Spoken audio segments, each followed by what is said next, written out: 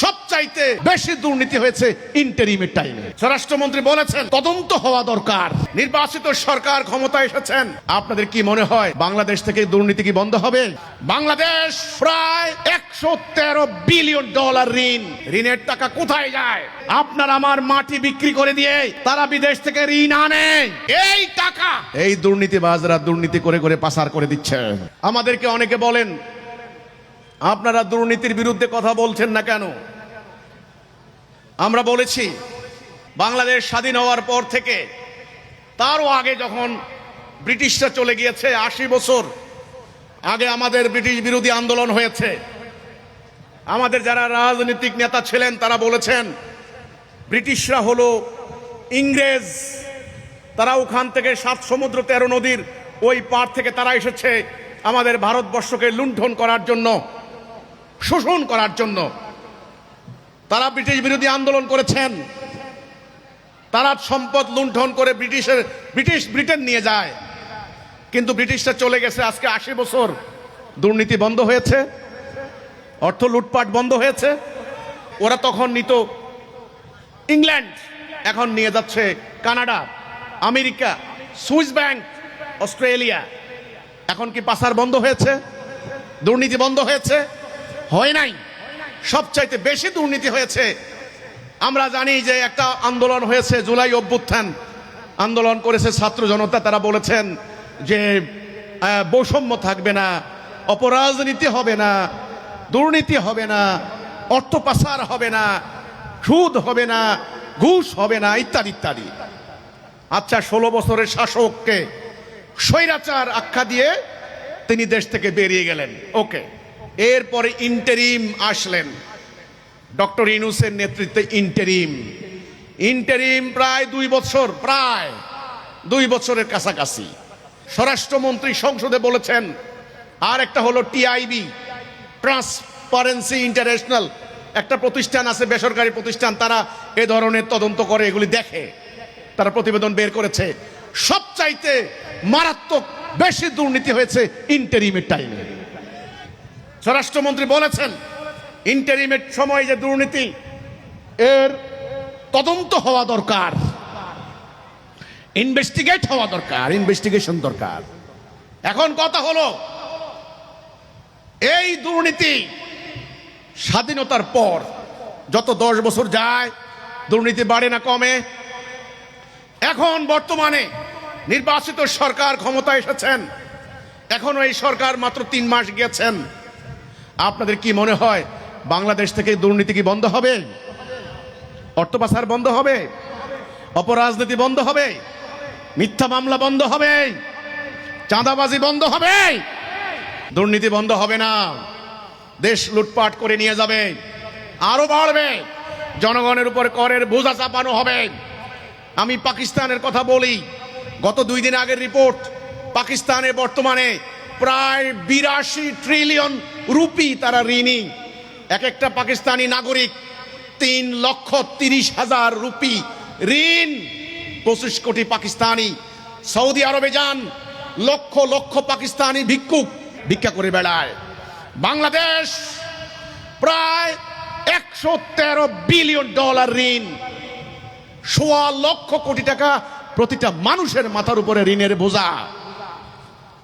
এই ঋণ, বৈদেশিক ঋণ পরিশোধ করার জন্য তাদের সুদের টাকা দিতে হয়। এই টাকা দেওয়ার জন্য সরকার এখন ট্যাক্স চাপিয়ে দিচ্ছে, ট্যাক্স বাড়াচ্ছে, আপনার জীবনযাত্রা ভয়াবহ আকার দাঁড়াচ্ছে। এই ঋণের দরকার কি?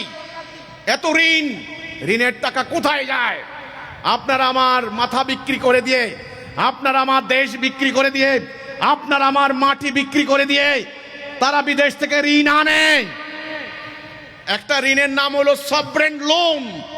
সভরেন লোন মানে কি এটা বুঝতে হবে। দেশ বিক্রি করে দিয়ে যে লোন, সেই লোনের নাম হচ্ছে সভরেন লোন।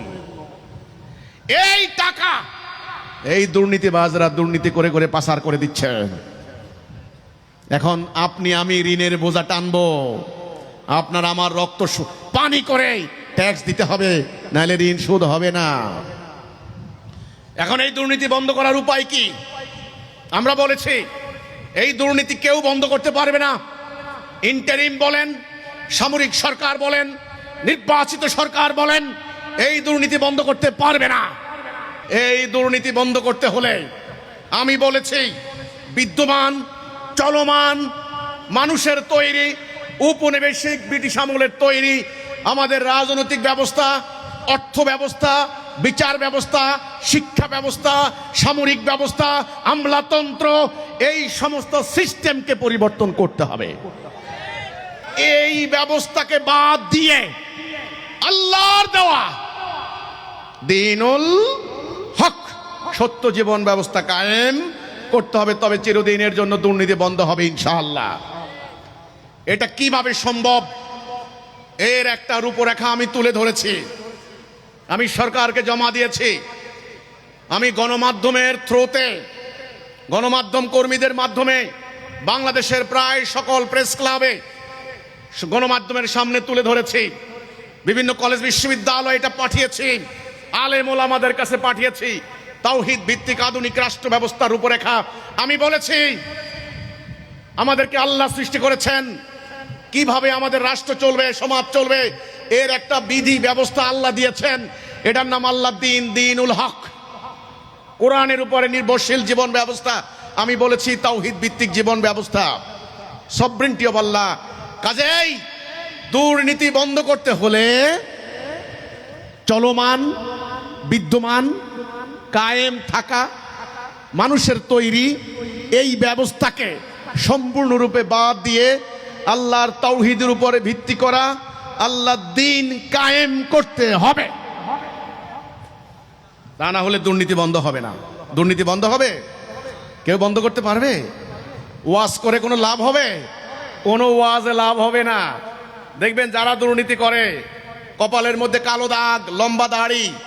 আপনি জিজ্ঞাসা করেন আপনি হজ করছেন কয়বার? বলছে আলহামদুলিল্লাহ আমি 10 বার হজ করে ফেলছি। মসজিদ দিছে 2টা, মাদ্রাসা চালায় 4টা। বড় দুর্নীতিবাজ। কারণ তাদের দুর্নীতির ব্যাপারে কেউ কোনো কথা বলে না। দুর্নীতি করে করে টাকা কামিয়েছে। এই টাকা নিয়ে, টাকা দিয়ে বিচার বিভাগকে প্রভাবিত করে।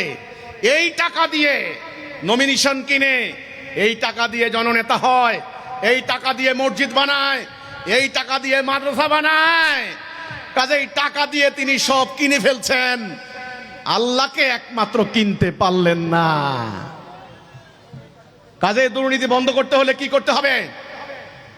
বর্তমান চলমান মানুষের তৈরি ব্রিটিশ আমলের তৈরি এই সিস্টেম, এই ব্যবস্থাকে সম্পূর্ণরূপে বাদ দিতে হবে।